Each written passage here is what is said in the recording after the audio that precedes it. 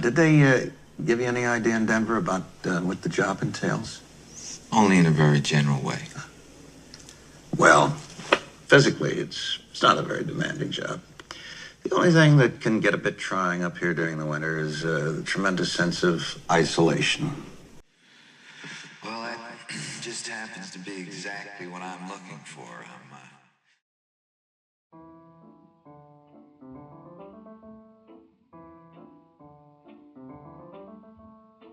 Before the ghosts, before the blood, before the axe tears through the bathroom door, The Shining is already terrifying.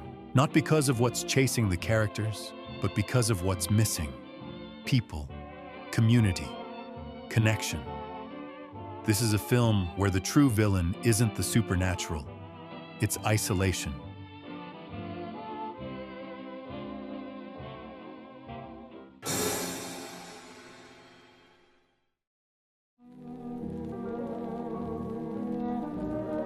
Jack Torrance doesn't arrive at the Overlook as a monster.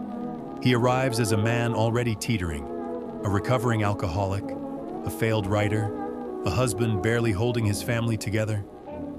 But it's not the ghosts that undo him.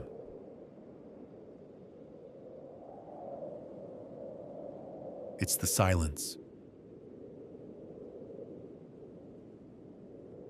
The peace he craves becomes unbearable.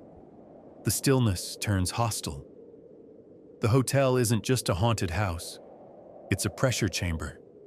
And once the doors shut for winter, every crack in Jack's mind is exposed to the cold.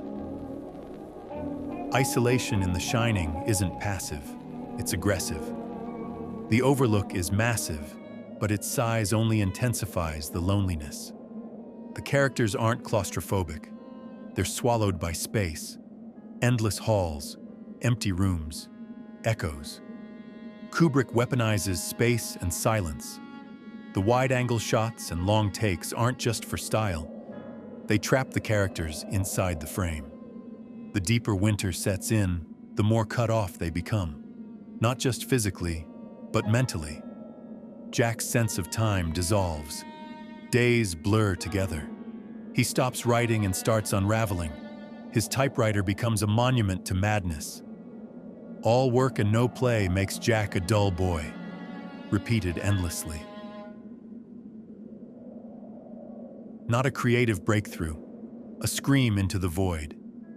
Danny, too, becomes trapped, not by ghosts, but by routine. His world shrinks to hallways and visions. His Shining isn't just psychic, it's a hyper-awareness of danger. A child responding to the tension that isolation creates. Wendy slowly realizes she's not just trapped in the hotel. She's trapped with Jack. There's nowhere to run, nowhere to go. And that's the point. The horror isn't outside clawing to get in. It's inside, sitting at the typewriter, smiling at dinner. In one of the most chilling scenes, Jack finds the ghostly bartender, Lloyd. But Lloyd isn't a ghost in the traditional sense. He's a projection, a comforting voice in Jack's own head. Someone to listen, someone who doesn't judge. Because that's what isolation does. It makes us invent voices. It makes us reshape reality to avoid confronting the pain of solitude. In the end, Jack dies chasing an illusion. He runs through a maze, alone, desperate, as his mind finally detaches from reality. Not because of demons or spirits, but because he has no one left.